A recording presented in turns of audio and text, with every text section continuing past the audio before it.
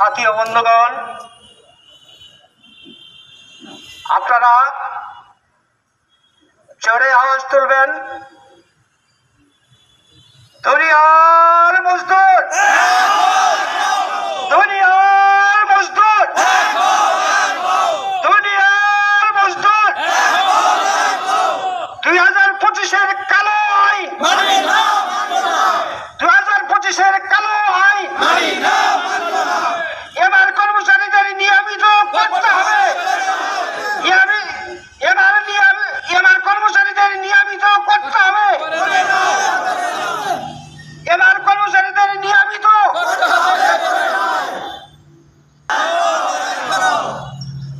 25-এর কালো আইন অর্থাৎ মাস্টারকে নিয়মিত করতে হবে। প্রজ্ঞাপনের নীতিমালা বাস্তবায়নের তাড়াতাড়ি করার জন্য মাননীয় প্রধান প্রকৌশলী মহোদয়কে আমরা আর কত আলটিমেটাম দেব? 2 মাস আগে আমরা যখন সড়ক ভবনে হচ্ছে না সম্মেলন করতে গেলাম, তখনও আমরা তাকে আলটিমেটাম দেওয়া হয়েছে যে দ্রুত এই নীতিমালা প্রণয়ন করা হোক। আজ পর্যন্ত কোনো নীতিমালা প্রণয়ন করা হলো না। সেখানে প্রজ্ঞাপন জারি করে রাখছে।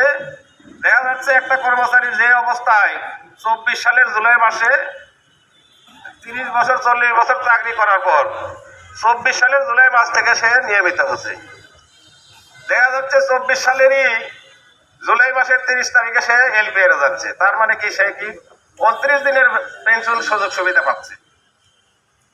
এমন এক কালো আইন, এই কালো আইন আমরা মানি না, মানব না। মাস্টারকে নিয়মিত করতে হবে, করে নাও। মাস্টারকে নিয়মিত করতে হবে, করে নাও। আইন মানি না, মানব না। 30 দিনের বেতন ভাতা দিতে হবে, দিতে হবে।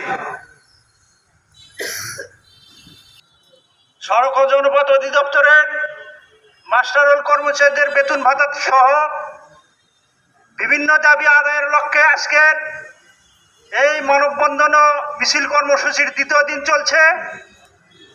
এখানে আমাদের প্রধান প্রকৌশলী কর্তৃক এবং সড়ক ও জনপথ অধিদপ্তর কর্তৃক যে নীতিমালা প্রণয়ন করা হয়েছে, সেখানে দেখা যায় যে মাস্টার কর্মচারীদের আউটসোর্সিং পদ্ধতিতে বেতন দিতে বলা হয়েছে।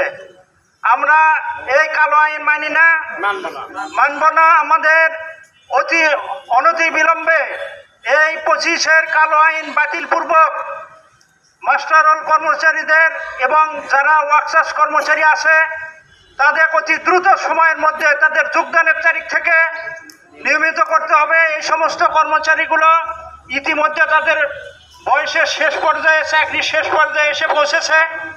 তাদের যদি প্রথম যোগদানের তারিখ থেকে নিয়মিতকরণ করা না হয়, সেক্ষেত্রে তারা কোনো পেনশন সুবিধা পাবে না, কোনো ইয়ের ভিতরে পড়বে না, আর্থিক কোনো সুবিধার ভিতরে তারা পড়বে না। তারা সামগ্রিকভাবে ক্ষতিগ্রস্ত হবে। কাজে আমাদের এই সড়ক ও জনপথ অধিদপ্তরের এই 25-এর কালো আইন আমরা অনতিবিলম্বে এগুলো বাতিল করার জন্য সবিনয় অনুরোধ জানাচ্ছি এবং আমাদের এই কর্মচারীদের যাতে একটা সুশৃঙ্খল ভাবে নিয়ম নীতির ভিতরে অতি দ্রুত সময়ের মধ্যে তাদের এই দাবিগুলো যেন মেনে নেওয়া হয়, আমরা এই দাবি জানাচ্ছি। এবং আমাদের এই বিশৃঙ্খল পরিস্থিতি থেকে অতি দ্রুত যেন আমাদের ঢাকা থেকে একটা ভালো সংবাদ আমরা পাই, এই আশাবাদ ব্যক্ত করছি। এবং আমাদের এই কর্মসূচি যেন দ্রুত সময়ে সফল হয়, এগুলো আমরা কামনা করছি। সবাইকে ধন্যবাদ।